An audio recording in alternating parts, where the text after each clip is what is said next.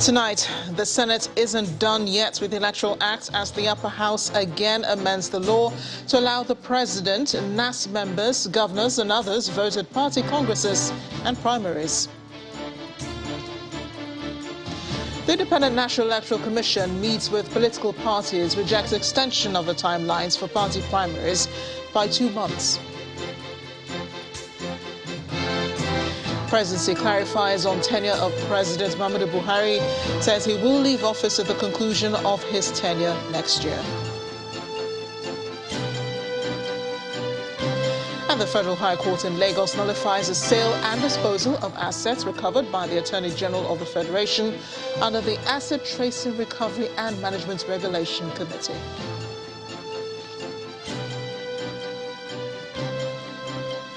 On business news tonight, multinational investment bank JP Morgan removes Nigeria from its list of emerging markets, cites what he calls government's failure to take advantage of high oil prices amid fiscal challenges.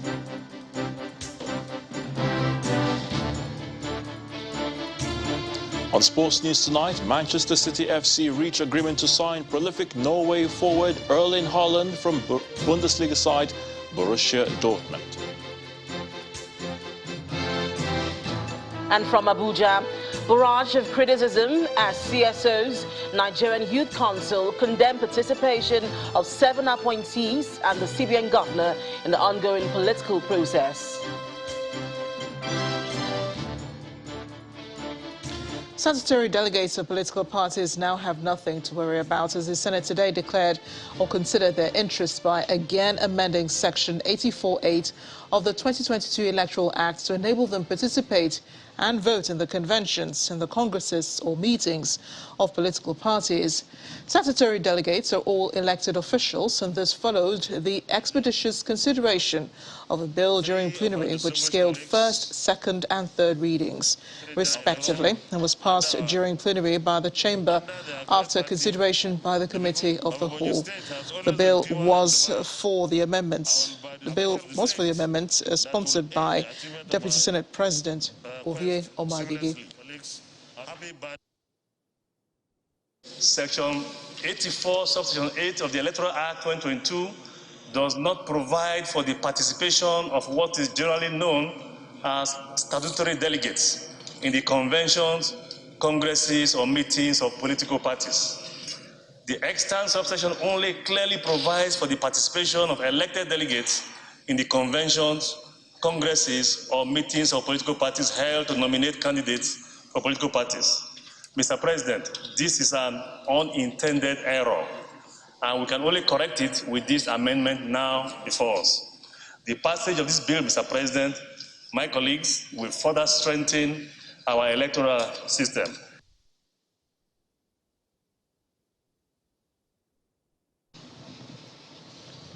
Political parties in the country are asking the Independent National Electoral Commission, INEC, to extend the timelines for party primaries by 2 months.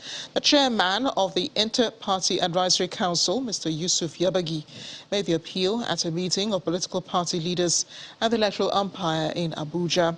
The parties argue that the April 4 to June 3 timeline for party primaries set by the Independent National Electoral Commission is no longer feasible.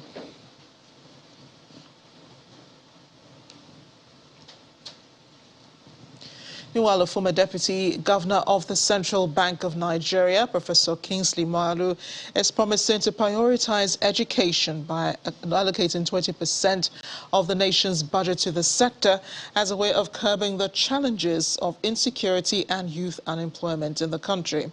Speaking in Abuja shortly after picking the presidential nomination form of the African Democratic Congress in Abuja, Professor Moghalu explains that the incessant strikes by the Academic Staff Union of Universities will be confined to history once he emerges as president of the country. He also adds that the current inflation rate in the country will be tackled by his administration in order to create a conducive business environment.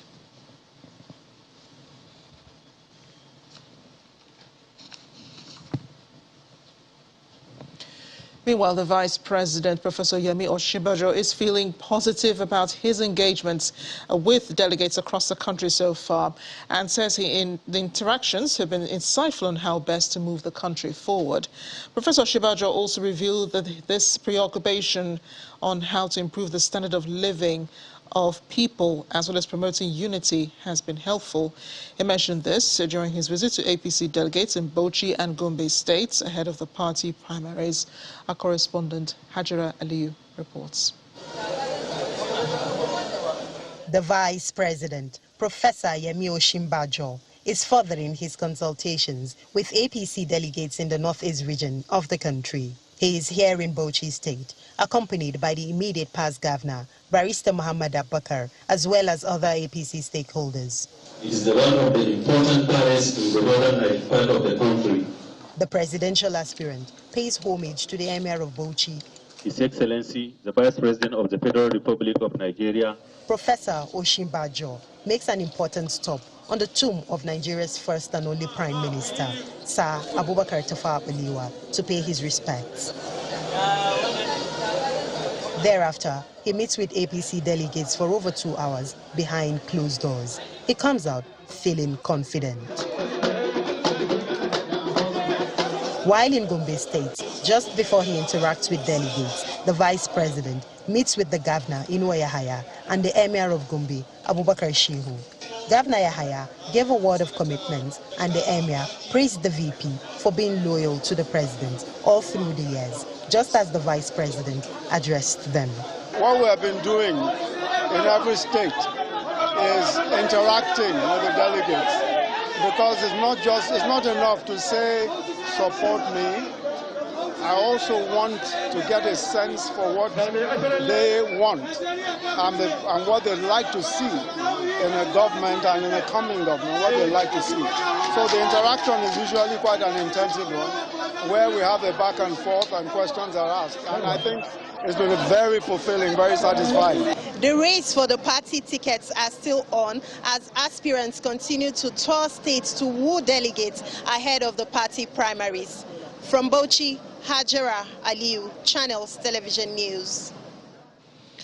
Can bring you more now on the political parties asking the INEC to extend timelines for party primaries by 2 months. Chairman of the Inter-Party Advisory Council, Mr. Yusuf Yabagi, made the appeal at a meeting of political party leaders and the electoral umpire in Abuja.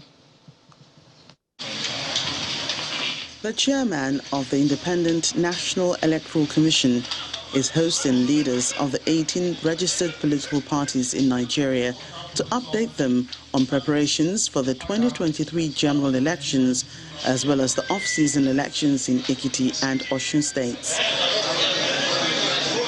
This is the first time INEC is holding a meeting with political parties since the 2022 Electoral Act was signed in February this year.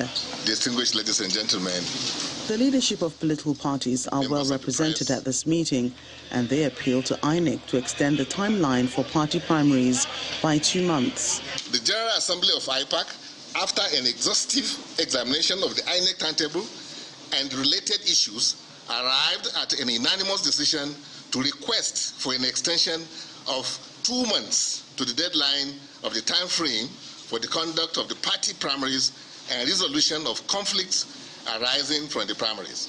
By implication, the IPAC leadership is appealing to the INEC to extend the deadline for the conduct of party primaries and the resolution of ensuing conflicts from the present INEC given date of 3rd June 2022 to 9th of July 2022. This request seems to be a no-no for the INEC chairman, who urges all political parties to comply with the timelines of elections and conduct their primaries within the stipulated time. I hereby reiterate the position of the Commission that there will be no review of the timelines. There are so many interrelated activities that are associated with the timelines which must be carried out.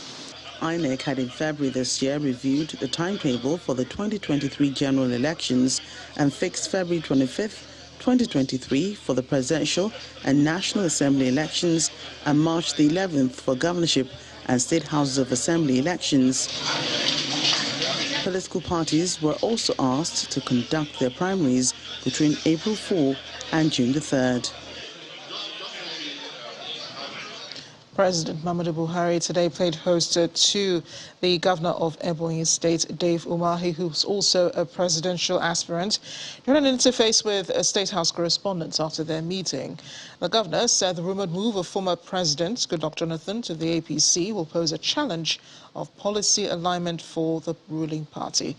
Our State House correspondent, Gloria Omezuke, reports. It is barely 24 hours since the president's return from an official trip to Abidjan when the governor of Ebonyi State, David Umahi, visited the State House to express appreciation for the president's recent visit to Ebonyi State. In a media briefing, he reacts to earlier reports that the former president, Goodluck Jonathan, may be contesting for the presidential ticket of the All Progressives Congress, although a statement by his media aide on Monday described the unauthorized purchase as an insult. Governor Umahi lends his thoughts on the matter. I've seen a lot of write-ups, of denials. But if he decides to join and to run, it will, for me, become one of the wonders, of this century. The reason is that if you go and see the campaign, programs of APC, and you now ask Mr. President Jonathan to come and run, I don't know what will be our campaign promises and what will be, the stories we'll be telling Nigerians. Restating his position on zoning, he dismissed talks that the Southeast is blackmailing the North over the issue of power shift. He insists that it is the turn of the Southeast to produce a president. We are not blackmailing the destiny, In fact, the Southeast is not even making noise compared to the kind of intense campaign by the Southwest brothers and the South-South brothers. They are not making, because they know that power is not taken, power is given. And so it shouldn't come to our own turn and then you start saying that power is taken. Taken from who? Or you let the space open. So let the North and South contest and anybody that wins. But then would have killed zoning. The Southeast presidential aspirant promises to advance infrastructural development in the country if he clinches the party's presidential ticket. From the presidential villa, Gloria Umezuke, Channels Television News.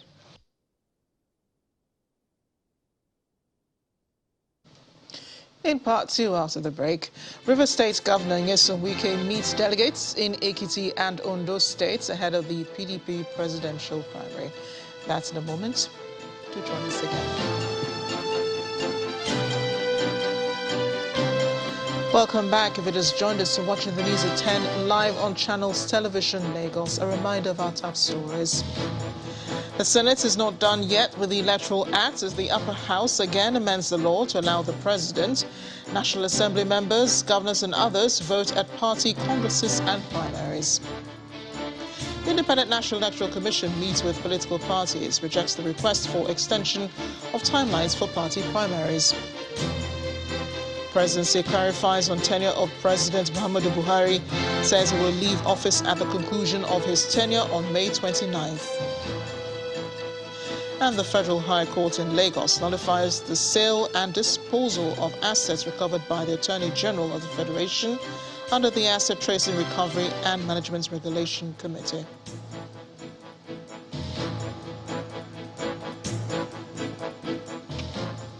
Staying with politics, the former Deputy Governor of the Central Bank of Nigeria, Professor Kingsley Moghalu, has been promising to prioritize education by allocating 20% of the nation's budget to this sector as a way of curbing the challenges of insecurity and youth unemployment.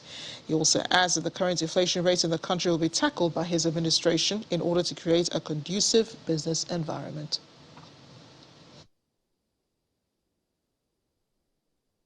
Intelligence is very important.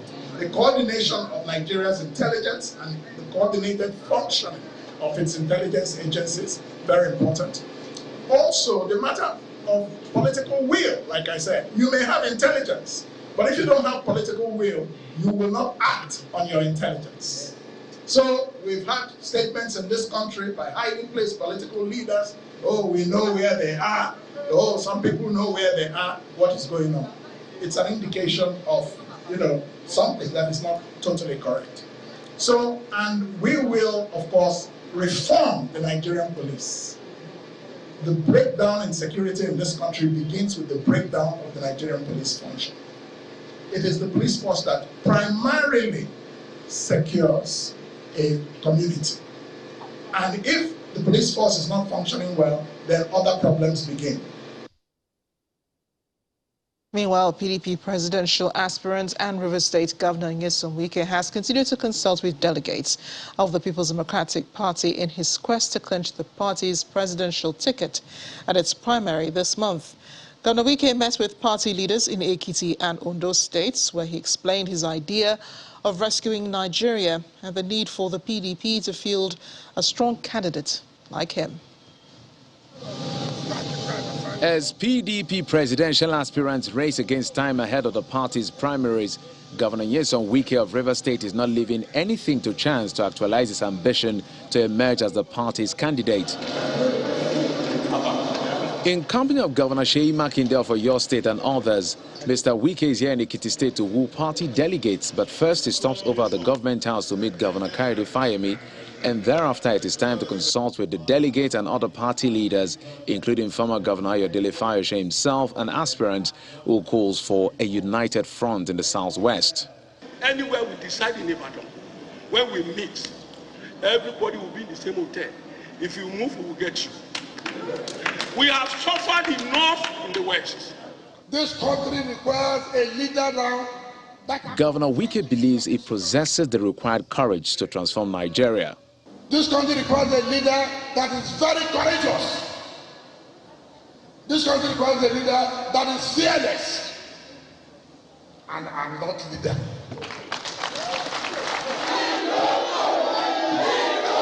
Governor Wike's next port of call is Akure, the Ondo State capital, where he's received by supporters, former Governor Olusegun Mimiko, and PDP delegates, and the message of quality leadership with measurable pedigrees re-emphasized by the aspirants and other leaders. Capacity to confront all the negative, demonic contending forces in Nigeria and say, look, I want my people to live like human beings. I want to develop my nation. That is a personality quotient that this guy has in abundance. This is somebody that has been tested on 28th and 29th of this month, where the delegates will vote for who will fly the flag of the party. Do not make that mistake of sharing the vote. Do not share any vote. All on those delegates' vote should be given to me so that I can go and win an election. With the deadline for the PDP presidential primary approaching, Governor Wike is optimistic of getting the party's ticket. It's been a beehive of activities at the National Secretariat of the All Progressives Congress, APC, as aspirants struggled to beat the deadline of submission of expression of interest form and nomination forms. Among the prominent party members who submitted their forms today were the governors of Lagos State, Babajide Sanwo-Olu, the consensus candidate of the APC in Kaduna State, Senator Uba Sani, and the former secretary of the Extraordinary Caretaker Committee of the party, Senator Udo Edeye. Our correspondent, Dele Omoyeni, reports. The window for the purchase of nomination forms has finally closed for aspirants seeking to contest under the platform of the All Progressives Congress, APC. Several contestants visited the International Conference Center venue of the sale of forms to beat the deadline, while some others came in to submit their completed forms.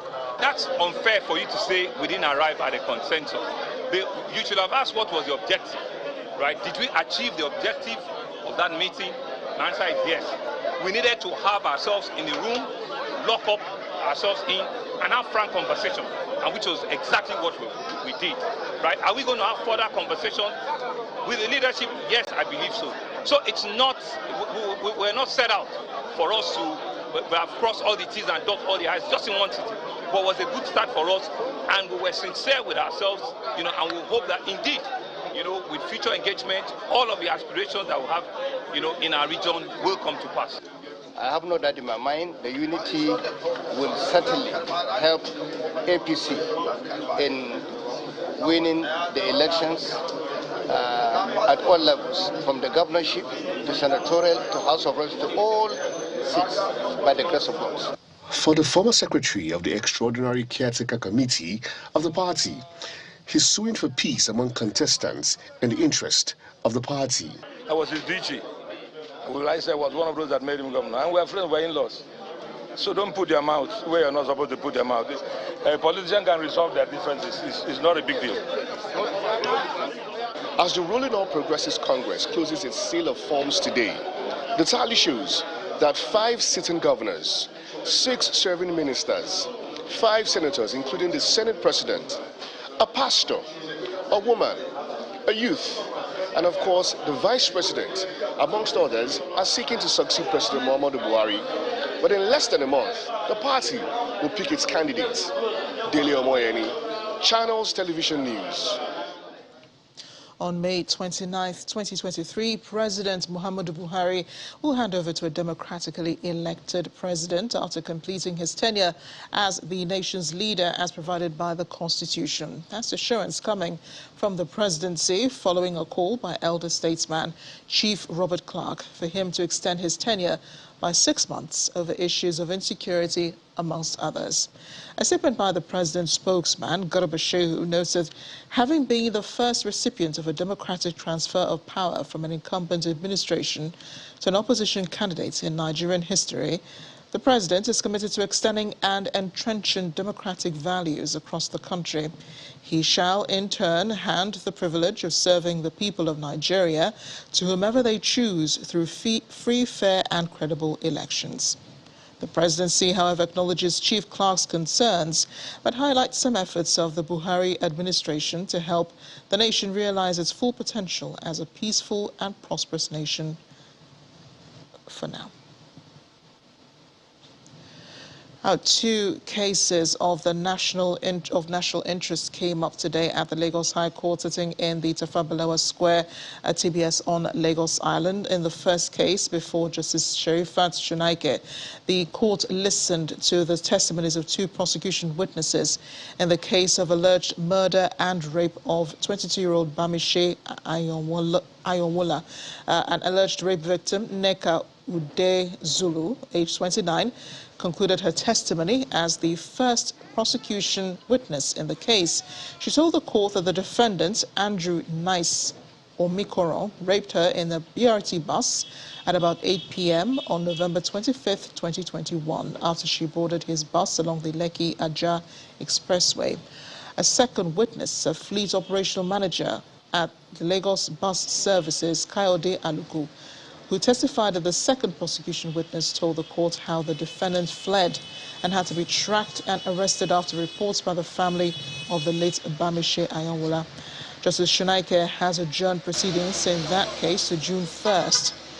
In the second case involving the murder of the chief executive officer of Super TV, Usifo Taga, a police officer involved in investigations, DSP Olusegun Bamidele of the State Criminal Investigation Department, PANTI, told Justice Yetunde Adesoya that the key suspect, Chidinma Ojukwu, admitted to procuring a drug, Rofinol, which she administered on the deceased. Rofinol is believed to be a powerful sedative which depresses the central nervous system.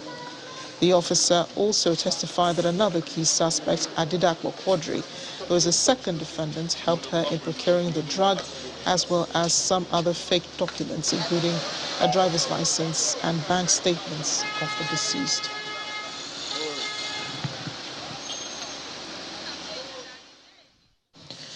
We'll stay with the courts. The Federal High Court sitting in Lagos has nullified all sales and disposal of assets made by the Attorney General of the Federation, Abubakar Malami, under the Asset Tracing, Recovery and Management Regulations 2019. The court also nullified the Asset Tracing, Recovery and Management Regulations 2019 for being an invalid statutory instrument. It held that the Asset Tracing, Recovery and Management Regulations were ultra-virus, the office and powers of the AGF. Justice Ambrose Lewis Alagoa made the order in a suit filed by the plaintiff, the Incorporated Trustees of the Human and Environmental Development Agenda Resource Center, against the AGF. On November 9, 2020, the AGF inaugurated the Interministerial Committee on the Disposal of Assets forfeited to the federal government. This, according to the minister, was in accordance with the President's directive in October 2018, following recommendations of the Presidential Audit Committee on Recovery and Management of Stolen Assets and a need for efficient management of the assets. But HEDA, through its counsel, Omotayo Olatobosun, challenged the AGF's power to set up the committee. It argued that the regulations conflicted with the Economic and Financial Crimes Commission Act, Trafficking in Persons Enforcement and Administrative Act 2015, National Drug Law Enforcement Agency Act 2004, and Independent Corrupt Practices Commission Act 2000, among others, on the matter of disposal of final forfeited assets.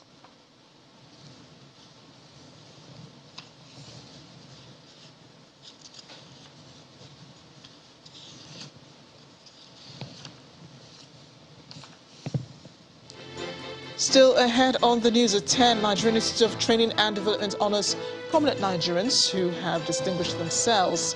Plus, a multinational investment bank, JP Morgan, removes Nigeria from its list of emerging markets. That's on Business News. Do join us again.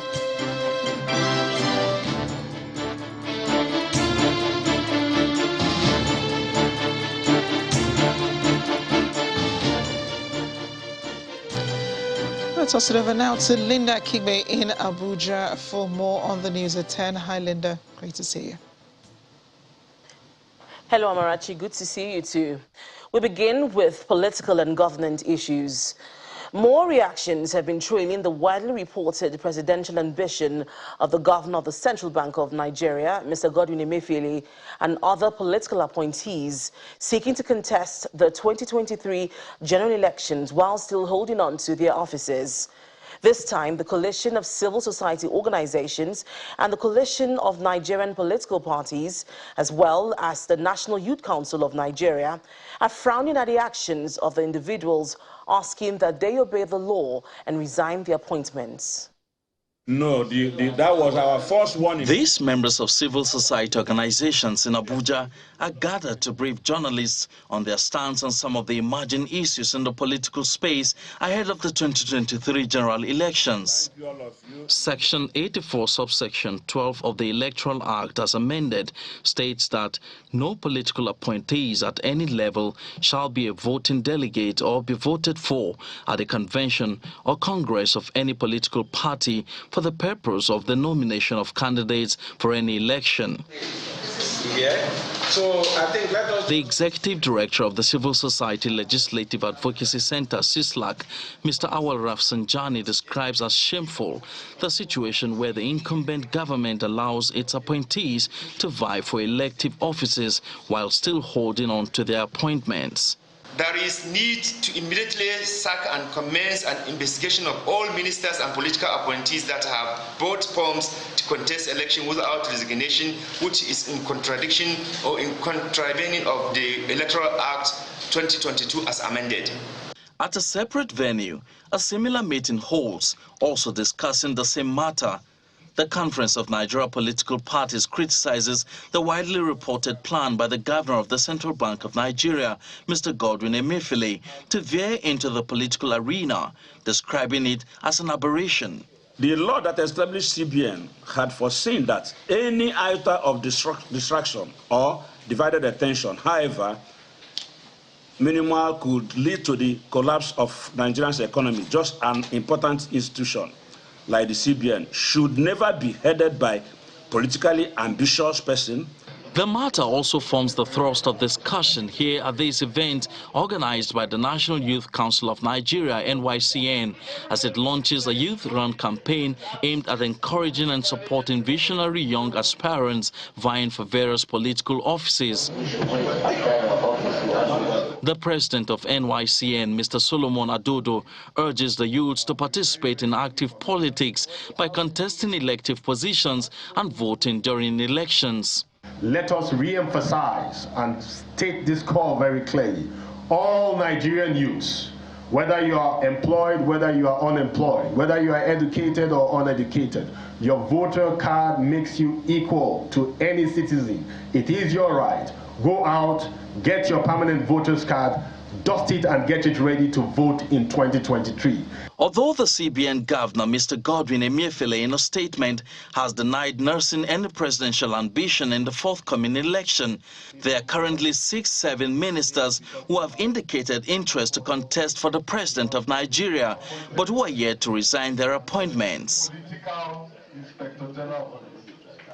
The two-day conference of speakers and heads of African parliaments has come to a close with an interactive session where Nigeria's Speaker of the House of Representatives, Femi Gbajabiamila, highlighted issues discussed during the sessions. He says corruption in Africa is a major problem inhibiting development on the continent. Now, this is the maiden conference of speakers and heads of African parliaments. Our correspondent Terry Kumi reports. It's been an intense 2 days conference by speakers of parliaments across Africa under the umbrella of the Conference of Speakers and Heads of African Parliaments, COSAP.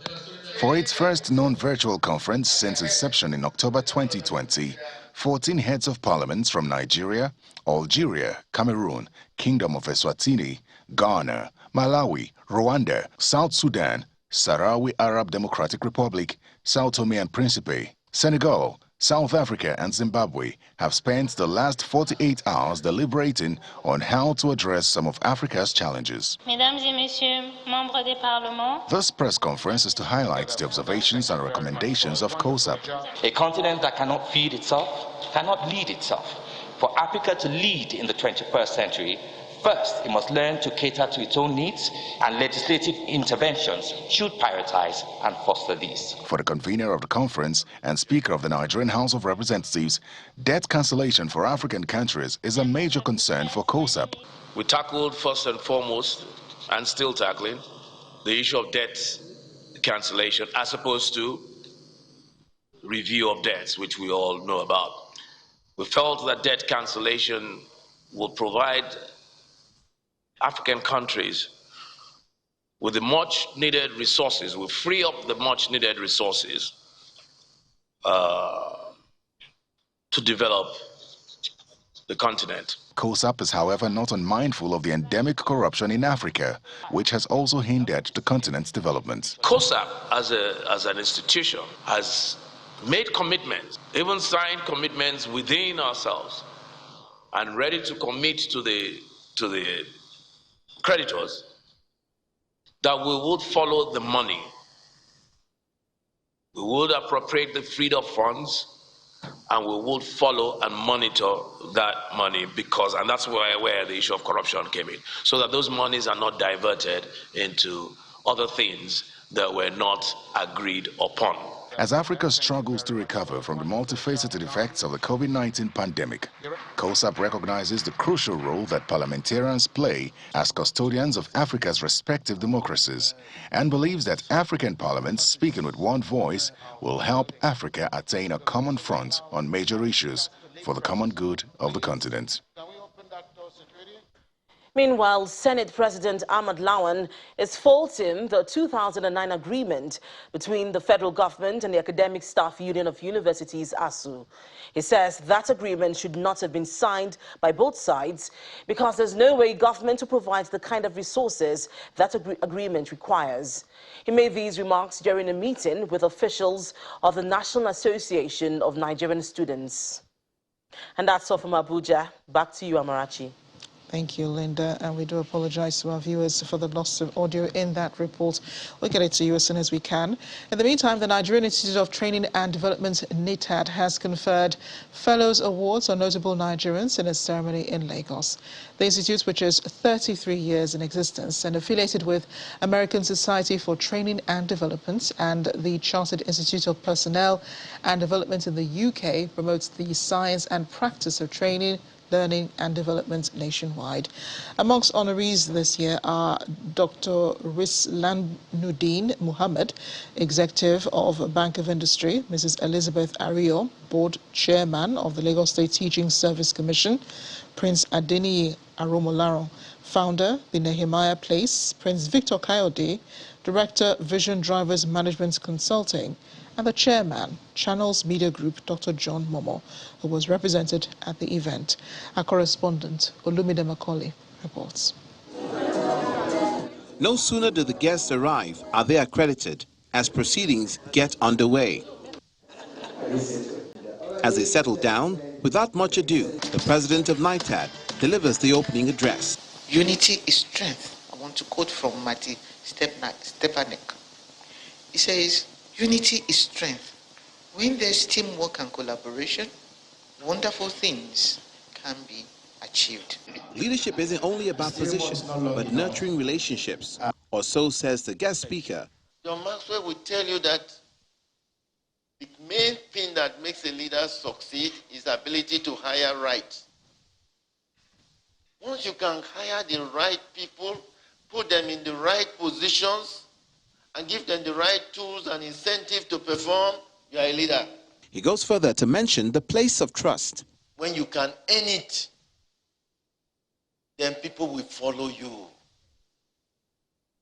When you get to that pinnacle, everybody see you having all the traits worthy of emulation, they follow you. Conferment of NITAD Fellows Award follows. Honorees include Dr. Rislanuddin Muhammad, alumnus of Harvard and executive of Bank of Industry, Prince Adeniyi Aromolaron, founder, the Nehemiah Place, Prince Victor Kayode, Director Learning and Development, Vision Drivers Management Consulting, and Chairman, Channels Media Group, Dr. John Momo, who was represented by Channels TV Senior Manager Administration and General Services, Mrs. Ololade Momodu, and other notable personalities.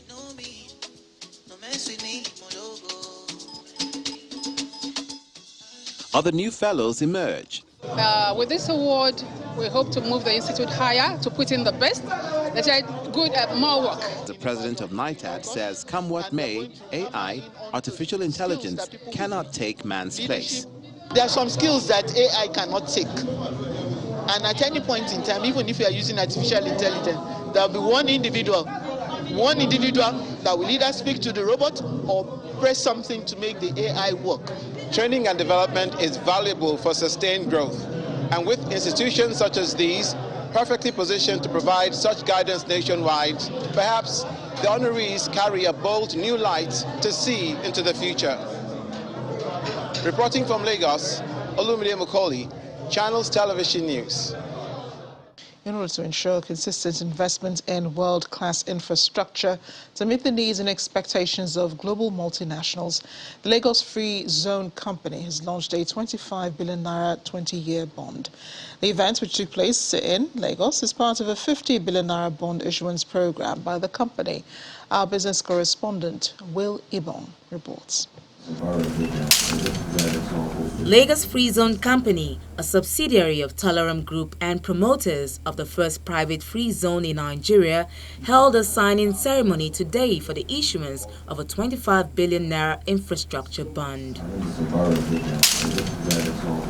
The 25 billion naira infrastructure bond, with a coupon rate of 13.25%, is the second tranche of a 20-year bond, the longest tenor corporate bond in the history of the Nigerian debt capital market, under a 50 billion naira debt issuance program. Historically been the first lender. The Chief Executive Officer of the Lagos Free Zone Company, Mr. Dinesh Rathi, says the signing comes on the heels of the concluded 10.5 billion naira Series 1 bonds issued last year and oversubscribed by over 170%. And this is an 850-hectare special economic zone which we are building. in Ibeju-Lekki area. It is deeply integrated with Lekki Port, and it houses the likes of Kellogg's, Arla Foods, Colgate, BASF, Sana Building Systems, and a host of other companies. For Mr. Dinesh Rathi, the success of the bond issuance was not achieved in isolation. I would like to thank InfraCredit, who has firmly shared our belief and the vision, along with our lead issuing house, Stanbic IBTC, and well supported by the other issuing houses, FSDH Capital, FCMB Capital Markets, and Radix Capital. On his part, the Chief Executive Officer of Infrastructure Credit Guarantee Company, InfraCredit, Mr. Chinua Azubike, says the company's objective is to identify quality projects. Lagos Free Zone is sponsored by very strong, credible institutions. The Tolerant Group have a long-standing operations in Nigeria. And, you know, like I said during my early statement, we tend to support projects that have a good credit standing. The lead issuing house, Stanbic IBTC Capital, says they are satisfied with the level of work going on at the Lagos Free Zone area. They've shown that they are really committed to this project, doing everything to ensure that it's delivered to time. With more than 45 years of presence in Nigeria and business interest in consumer goods, infrastructure and fintech, the Lagos Free Zone company seems poised to provide convenience for investors and engender economic diversification and growth. Will Ibang, Channels Television News. Let's get more business news now from Anne Mawudu.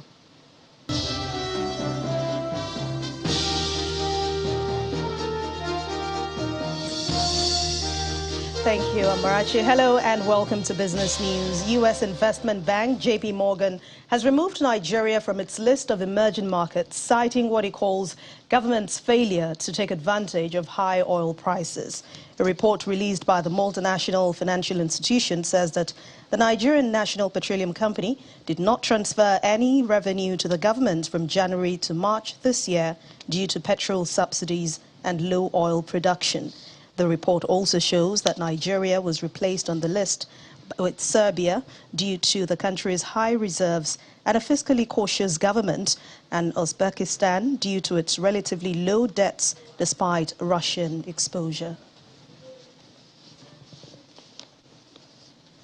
Meanwhile, Nigeria's oil and condensate reserves has risen to 37.04 billion barrels, and that's record as of January the 1st this year, up from 36.91 billion barrels reported in the same period in 2021. According to latest data coming from the Nigerian Upstream Petroleum Regulatory Commission, the country's gas reserves also rose to 208.62 trillion cubic feet as of January this year, coming up from 206.5 recorded in the same period last year. Meanwhile, industry report says the country's daily oil production has now fallen from around 2 million barrels a day to about 1.3 million barrels per day, and this is due to massive oil theft in the Niger Delta oil producing area.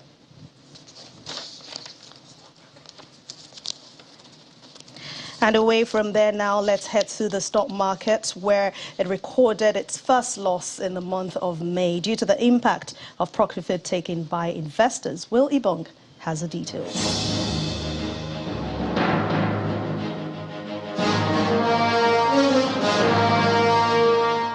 Hello and welcome to the Stock Market Report. As the saying goes, nothing lasts forever. That's the way it turned out for the local equities markets as it takes a pause from the rally which dominated the first 4 trading sessions in May.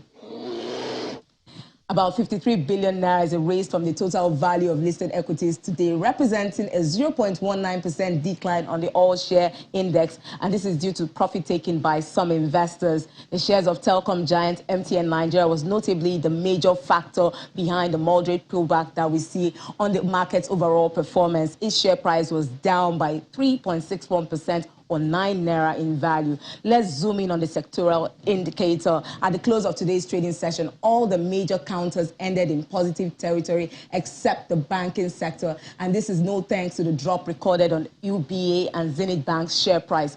Meanwhile, on the activity chart, volume, value, and the number of deals carried out today all ended in the red, in contrast to Monday's session. Traders say the downturn is temporary as the market is just reacting to the profit-taking which affected only 13 equities, while 36 stocks recorded gains. Let's hope the pool makes a comeback in Wednesday's trading session. And that's the stock market report. I'm Will Ibang. Back to you. With that, we end business news for tonight. Thank you for watching. I'm Anne Nwawadu. It's back to you, Marachi. Thanks a lot, Anne. Here's Simon Pusey with Around the World in 5. Good evening and welcome to the Channel Studios here in London with your international news around the world in 5. Ukraine's armed forces say the port of Odessa has been hit by further missile strikes as European Council President warns of global food shortages. Charles Michel was reportedly forced to take shelter as he visited Odessa. 7 missiles were launched in the direction of a shopping centre and a depot. Video footage from the scene showed smoke billowing and rescue workers combing through piles of rubble. At least 1 person was killed and 5 injured in the strikes. Ukraine's President Volodymyr Zelensky said he discussed preventing a global food crisis during talks with Charles Michel. Before the war, Ukraine exported 4.5 million tons of agricultural produce per month through its ports, 12% of the world's wheat, 15% of its corn, and 50% of its sunflower oil. But the invasion has crippled its export capacity, with Russia destroying transportation infrastructure and blockading Odessa, the main port for grain exports.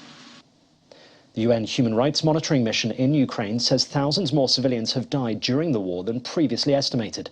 Hans Kluge told a regional meeting attended by 53 member states that at least 3,000 people had died in Ukraine because they had been unable to access treatments for chronic diseases. Are attending life-threatening burn. So far, the Global Health Agency has documented some 200 attacks in Ukraine on healthcare facilities, with few hospitals in the country currently functioning. Meanwhile, the United Nations agencies are warning that price hikes sparked by Russia's invasion of Ukraine will worsen a food crisis in Africa. Tens of millions of people have already been plunged into extreme poverty by the COVID-19 pandemic, armed conflicts, climate shocks and economic turmoil.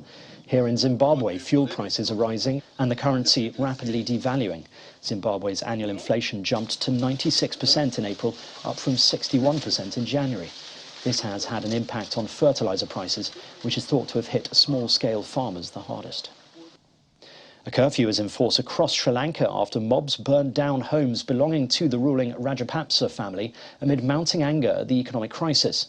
The overnight violence capped a day of unrest that saw Prime Minister Mahinda Rajapaksa quit, but this failed to bring calm. Crowds besieged his residence and tried to storm it. Meanwhile, discarded files and smashed equipment littered the ransacked offices of the Sri Lankan government. 7 people have died and more than 190 have been injured since Monday. The island-wide curfew has been extended to Wednesday morning as authorities seek to quell the violence. Many protesters are still calling for President Gotabaya Rajapaksa to leave office. There have been protests in the Philippines after Ferdinand Marcos Jr., the son of a former Philippines dictator, won a landslide win in the country's presidential race. For the last 6 months. Also known as Bongbong, he addressed the nation after early results showed he'd won 56% of the vote, beating rival Leni Robredo, who had 28%. Around 400 Filipinos staged a protest outside the Philippine Elections Commission in Manila. They were demonstrating against alleged election irregularities. A bridge in northern Pakistan has collapsed after a glacial lake outburst caused by a recent heat wave released huge amounts of water into the stream and surrounding areas. Dramatic footage showed the far section of the bridge crumbling before dramatically falling into the rushing river below.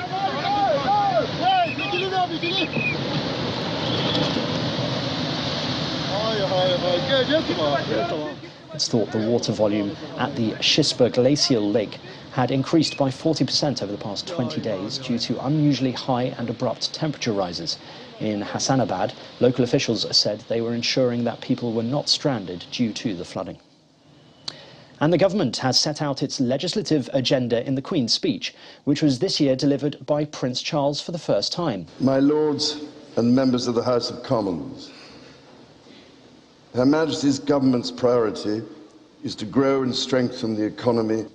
Charles has taken on the main role in many set-piece royal occasions, including Remembrance Sunday, the Commonwealth Service and the Maundy Service, since the Queen started struggling with her mobility.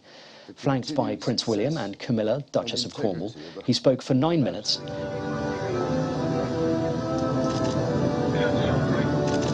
The state opening is one of the biggest constitutional moments for the head of state and something the Queen hasn't missed for 59 years.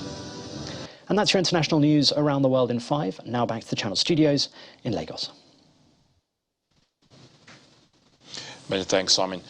Super Eagles first assistant coach Salisu Yusuf has released a list of 30 players, including captain Ahmed Musa and forward Moses Simon, ahead of the international friendly matches against Mexico and Ecuador in the United States of America. Now, the three-time African champions will clash with Mexico at the AT&T Stadium in Dallas on May the 28th, before flying to New Jersey to tackle Ecuador at the Red Bull Arena on June the 2nd. Manchester City have reached an agreement to sign the Norwegian striker Erling Haaland from Borussia Dortmund on July the 1st. The City did not provide financial details of the deal, but German media reported that the total cost of buying Haaland in a multi-year deal could exceed €300 million, including his salary, agent fees and bonuses. And that's sports news. Thanks, Ayotunde. And the main news again. The Senate today further amended the Electoral Act to allow the President, National Assembly members, governors and other statutory delegates vote at party congresses and primaries. That'll be all on the news at 10. Thanks for watching. I'm Amarachi Ubani. Good night.